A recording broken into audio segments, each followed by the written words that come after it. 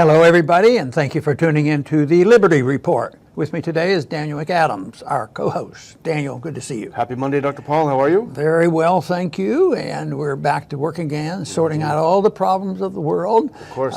Because we will take care of, that problem in D.C. I understand the government's not working too well. We'll take over. That's big news. The government's not working so well. But we want to talk about another area that we are concerned about, and that is in the area of foreign policy. In particular, what are we doing, in Syria these days, and what are the Turks doing? And a title of our program is "Whose side are we on anyway?" The Turks are fighting the Kurds. I understand the Turks are our friends. We've been working with them. They're allies. They're in NATO and all this kind of stuff. And the Kurds, we've tried to work with them and help them, but we're sort of on both sides of it now. I think the longer we're in this position, the more credibility we're losing. But this whole thing about Syria, it's not difficult for the left right now and the media to come down pretty hard on Trump for, not knowing exactly where he stands and the mess we have there, and it's all Trump's fault. But, it turns out that the involvement's been there for a long time because we've been involved everywhere for a long time. But the significant change in our interest in that area came under Obama. When Obama announced in 2011 Assad has to go, and we're for peace and we're for getting rid of ISIS, but we can't do anything until we get rid of Assad. And of course, subsequently, this has been back and forth, and Russia's been involved, and the war continues, and it looks like this could escalate even a lot more. But now what are we looking at? We're looking at the Turks bombing and threatening. They've sent troops now in to stop a buildup. Made up of our allies once again. But what happened recently that got our excitement going here, got their excitement that they felt so compelled to do this? Well, yeah, over the weekend, Turkey did make good on its super big buildup on the border of Syria. It went into Syria to take on a group of Kurds in the Afrin area. And actually, we have a map. Maps are always helpful to try to figure this out, I think. But when we get the map up, we can see that. So the Turks are hitting the Afrin Kurds, that yellow area there on the left. The U.S. said, look, we don't have anything to do with these guys. Do what you will with them. But the Kurds on the right in Manbij and Kobane and everything, these are the ones that are explicitly backed by the U.S., also on the border with Turkey. So Turkey has moved in. It's got its Free Syrian Army troops on the ground, and it's hitting them from the air and from tanks. Moved in over the weekend, and there were a couple of triggers that led Turkey to do this. I mean, they didn't just wake up one morning and they've been pretty nervous about the U.S. backing the Kurds, but they didn't just wake up one morning and say, hey, it's time to hit Syria. A couple of things happened. About a week or so ago, the U.S. said, we're going to arm a 30,000 person border patrol made up of Kurds in Syria on the border with Turkey. You can imagine how that went over. Turkey's been fighting the Kurds forever.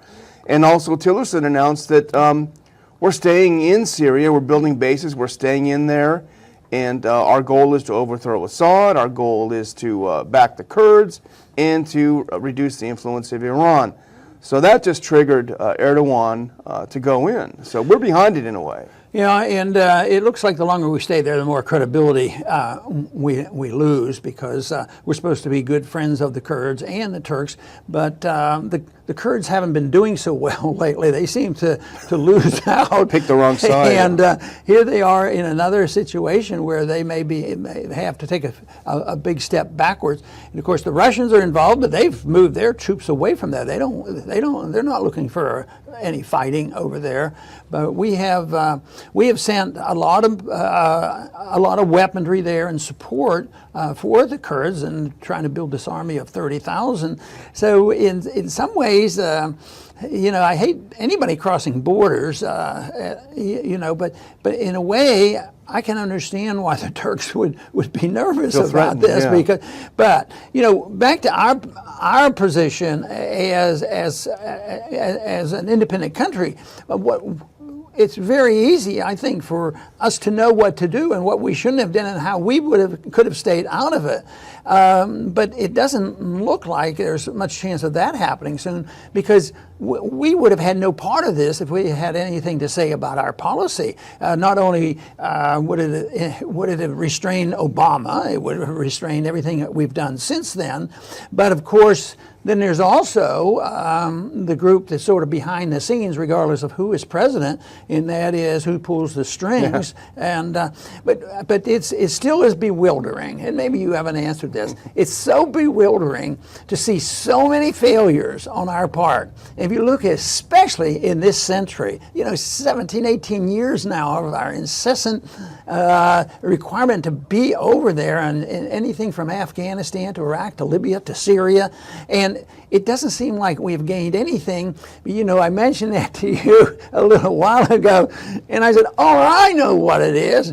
The people who benefit, military, industrial complex, and maybe some people who are thinking about oil and pipelines, but something that is not out in the open on a routine basis. Yeah, absolutely. And Turkish President Erdogan claimed that the Kurds have been provided with 2,000 plane loads and 5,000 truckloads of weapons. So somebody bought those on behalf of someone else, and someone took off pretty well with that. I think it's important that you mention the continuity of U.S. foreign policy, because according to a lot of media reports and press reports, the whole Assad must go thing was crafted, was architected, if that's a word, by Hillary Clinton. This was her thing in 2011. Assad must go. How ironic that so many people voted for Trump because he said, I'm not going to have Clinton's foreign policy. I'm not going to do this regime change. And here you have Tillerson, his Secretary of State, just this past week saying, Assad must go.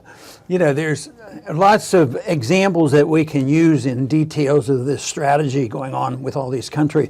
But I want to read a quote from Moon of Alabama, because he just sort of sets the stage, and you think, how can it be any more chaotic, and how do we get ourselves into this mess? But it's sort of one sentence sort of demonstrates the whole mess that we have.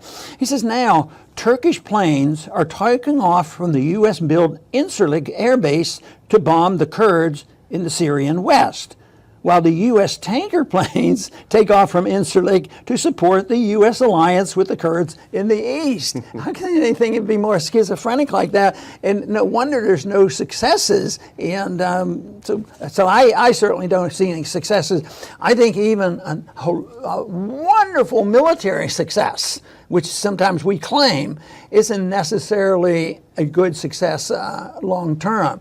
But the other thing that we use, our government uses for being there and for having that 30,000 troop buildup is not legitimate. What they're saying is we're needed there to make sure, to take care of ISIS. We're fighting ISIS. And we've talked about this before. The United States government, has not exactly been consistent in their so-called fight to get rid of ISIS. And ISIS has been on the ropes in this area. But I don't think the United States should claim a whole lot of credit for that. No, especially in places like Raqqa when they let them go. But this quote really nails it on the head. This is a proxy war in Syria between the U.S. and its NATO ally. It's one of its more important NATO allies, Turkey. We're essentially fighting a proxy war with Turkey, and it's pretty amazing.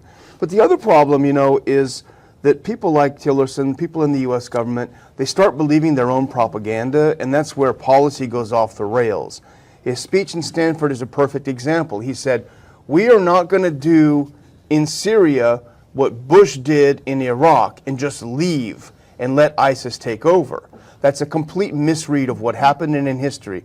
There was a small force in Iraq, a very small force, U.S. force, when the U.S. finally was compelled to leave because the Iraqi government said, I'm sorry, we won't agree to your terms to stay, you've got to go.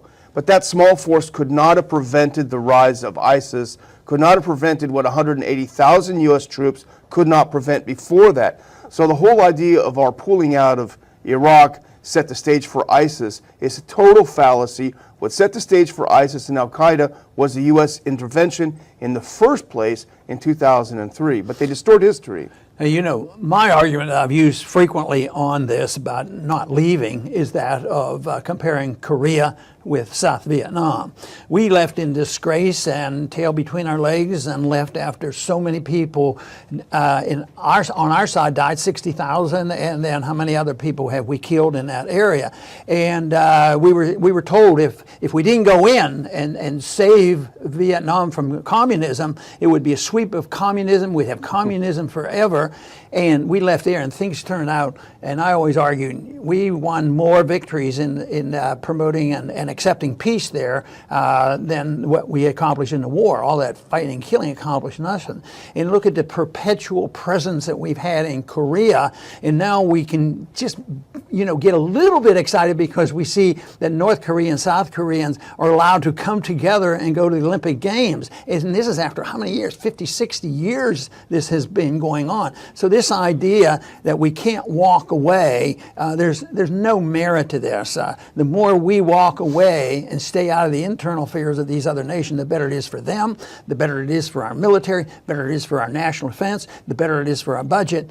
And we don't win that argument. So there's something wrong. Either they're very powerful and they never hear our voices, but I think the American people would buy into what we're talking about, and the whole problem is getting them to understand it and send a message to Washington. Enough is enough. That's how the Vietnam War stopped. The people rose up, and we need a little bit of that. And this is such an example of, you know, how much more of this are we going to do? And unfortunately, I think a lot of people are with us, and they would if they had the chance, but nobody's going to pay any attention till we're in such financial straits that we won't be able to afford to send all these weapons and pretend that we are the policemen of the world. Matter of fact, the image has been greatly diminished here in the last 4 or 5 years for our presence around the world.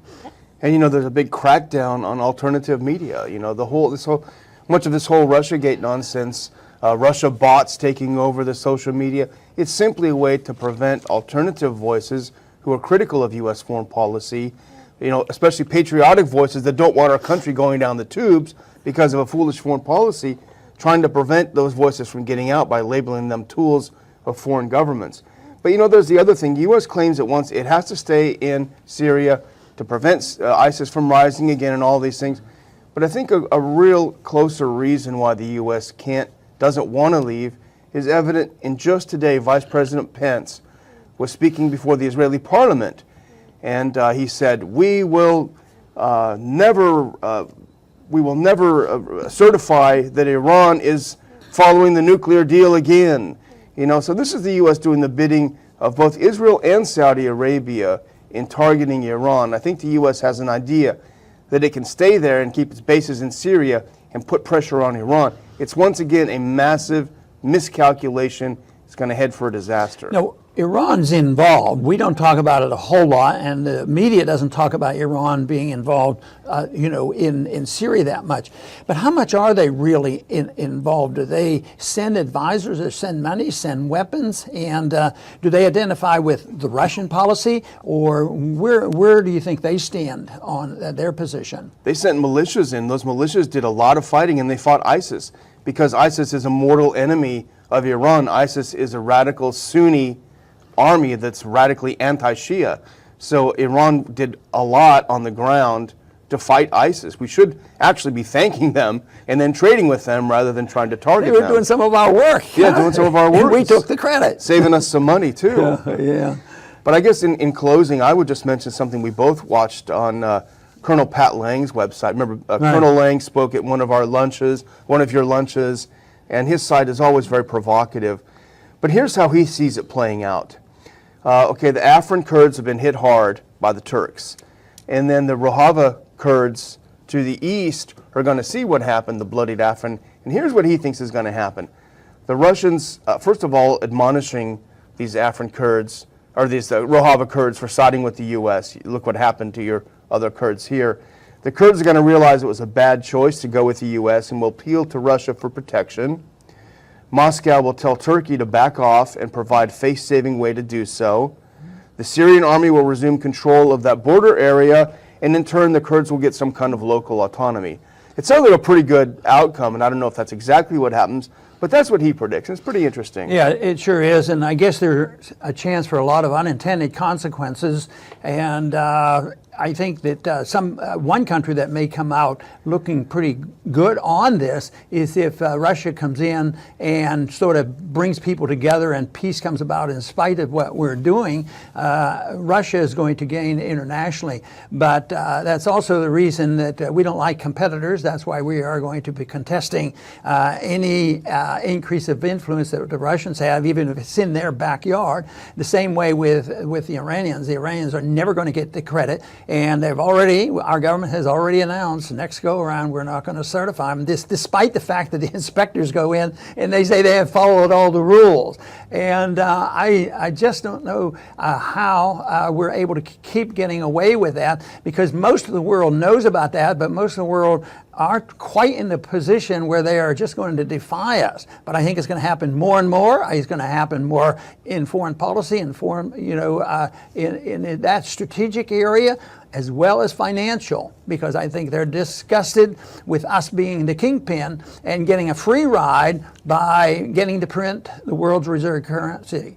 And that will make a difference, and I think that's where we see some changes. China is itching at the bit. They won't happen overnight, but it'll be a gradual change, and they are setting the stage for this because they have money in the bank and they have gold in the bank, and we don't. So things are shifting. So whether it's this year or next, I think there will be a continual move in that direction, which will eventually bring down the American empire. The American empire cannot be financed under those conditions. And when I see things like this happening, it's not just the two of us sitting here talking about it. There's a lot of people around the world are saying, yeah, it's exactly what's going on. But you will not see this on American television. I do want to thank everybody for tuning in today to the Liberty Report, and please come back soon.